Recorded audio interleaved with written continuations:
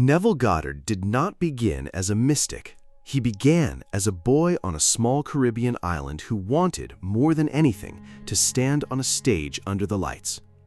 What if I told you that the man who would spend 40 years teaching that imagination is the only reality once earned his living with his body as a dancer and an actor, chasing a career that had nothing to do with God?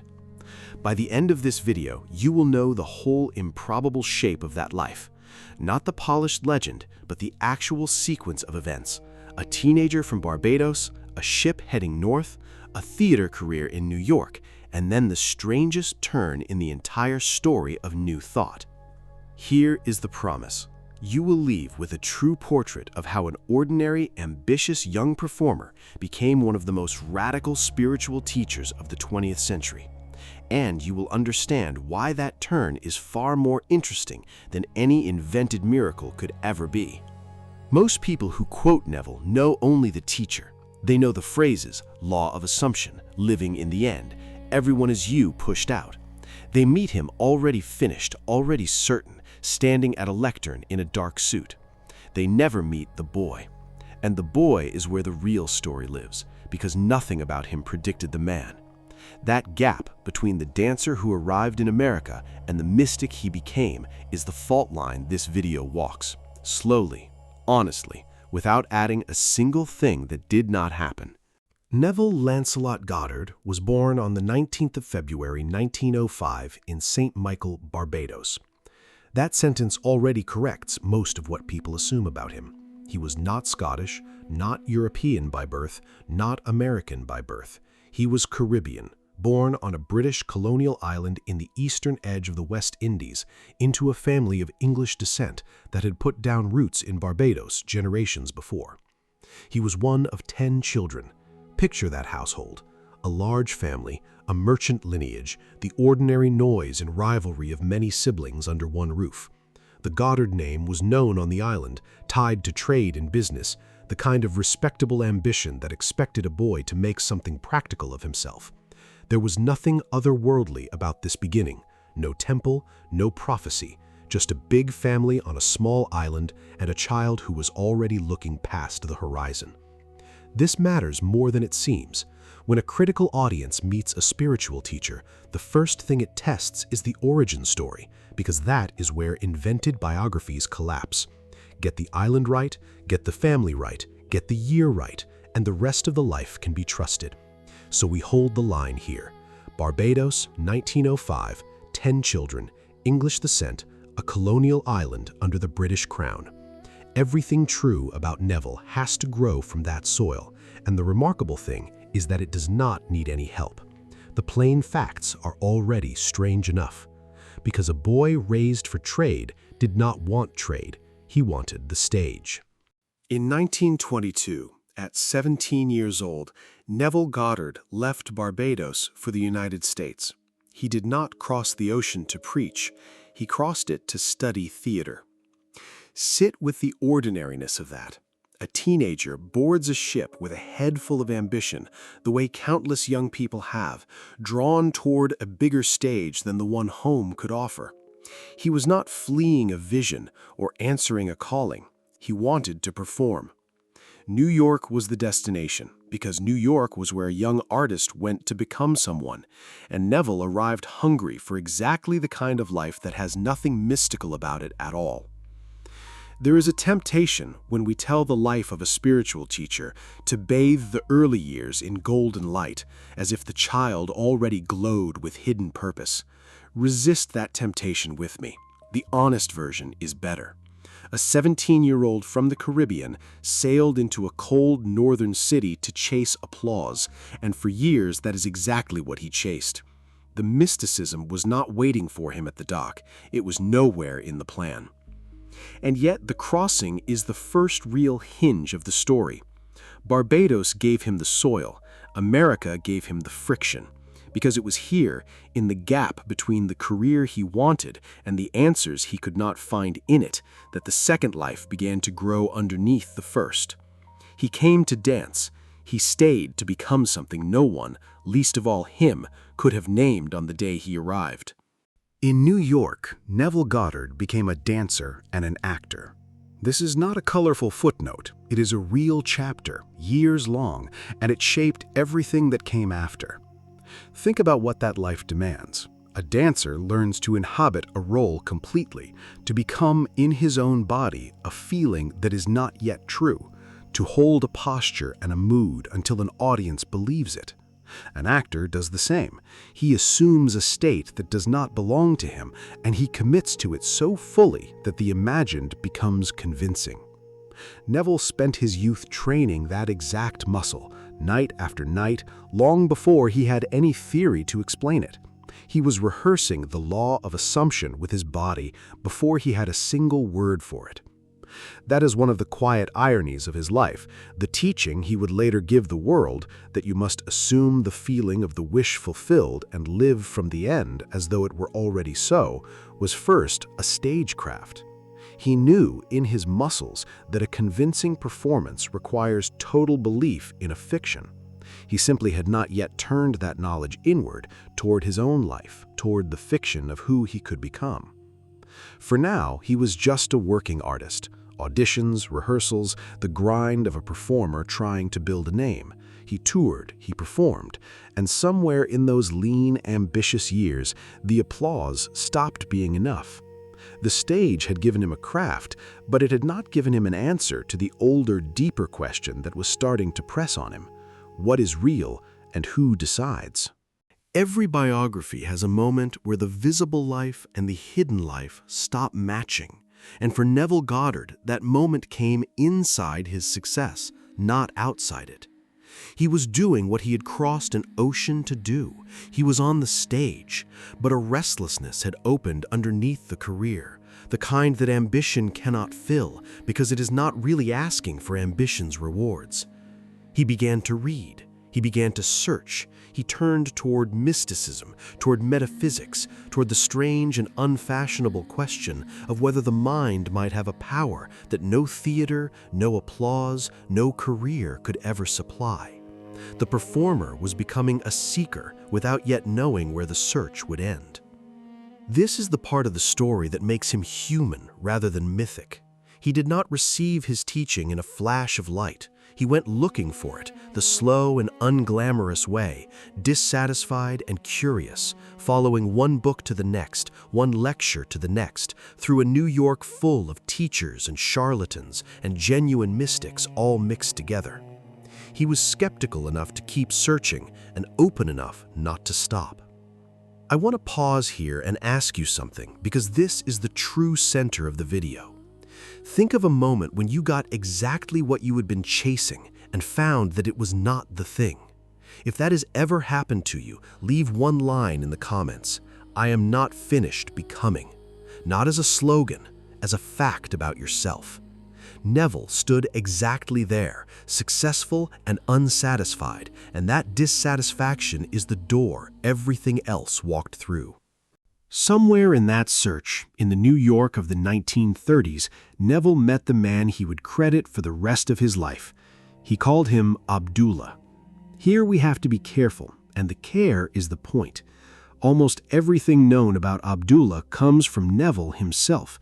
There is no independent biography, no thick file of documented fact.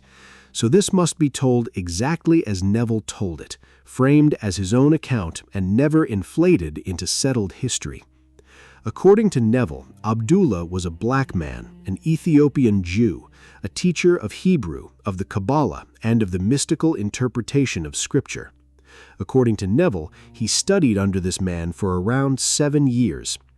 That framing is not a weakness in the story. It is the honesty that makes the story worth trusting. A biography that invents a surname, a birthplace, a set of dates, or a page of dialogue for Abdullah would be more colorful and completely worthless, because the audience that cares enough to watch a serious life of Neville is exactly the audience that checks. So we say only what Neville said, and we say it as his testimony. His teacher gave him a way of reading the Bible not as history, but as a psychological drama unfolding in the mind of every person. That reading became the spine of everything Neville would later teach. The The dancer had found a master, and the master was about to hand him a lesson that had nothing to do with the stage and everything to do with the state. There is one story Neville told about his teacher more than any other, and it is the moment his two lives finally fused. He wanted to go home to Barbados, and he had no money for the passage. As Neville told it, he went to Abdullah expecting sympathy or advice or a plan to earn the fare. Instead, the teacher refused to discuss the problem at all. According to Neville, Abdullah told him flatly that he was already in Barbados. Not that he would go, that he already was there. He was to sleep as though the island were under him, to feel the warmth of it, to assume the state of the arrival. He was to refuse every thought that argued he was still stuck in a cold New York apartment with empty pockets. This is the law of assumption in its rawest form, delivered not as a lecture, but as a command to live from the end. And notice how perfectly it landed on a former actor. Neville had spent years learning to assume a state that was not yet true and hold it until it was convincing. Now his teacher asked him to point that same trained power at his own life, to play the role of the man who had already arrived, with total belief and no rehearsal for failure. As the story goes, he did exactly that, and the way to Barbados opened. He sailed home. Whatever you make of the outcome, the mechanism is the whole of his later teaching in a single scene. Assume the feeling of the wish fulfilled. Live in the end. Refuse the evidence of the senses when it contradicts the state you have chosen. The stagecraft had become a spiritual discipline. Slowly and then decisively, Neville Goddard left the stage. The man who had crossed an ocean to perform stopped performing and began to teach. By the late 1930s, his first book had appeared. At Your Command, published in 1939, was thin, direct, and startlingly confident, the opening statement of a man who had found his real subject. The lectures followed, and then more books through the 1940s, each one sharpening the same radical claim. Imagination, he taught, is the creative power of the universe itself, and the human being is where it operates.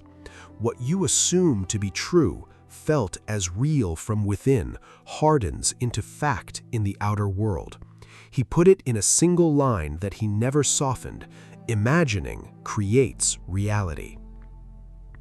Watch the transformation complete itself here. The skills did not disappear, they changed target.